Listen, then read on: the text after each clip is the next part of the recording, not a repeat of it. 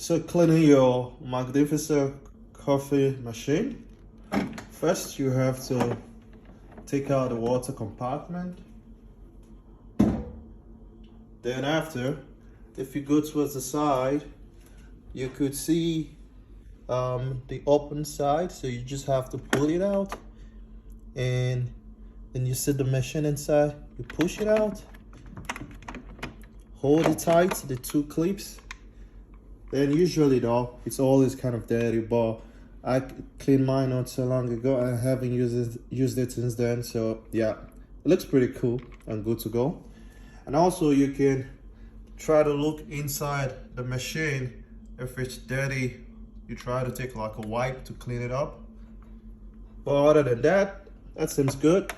So I put it back in, easy peasy. Then I close this. The next thing to do is you pull this out a bit.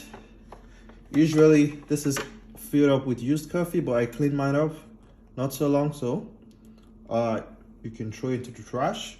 Also this, you have to clean this also.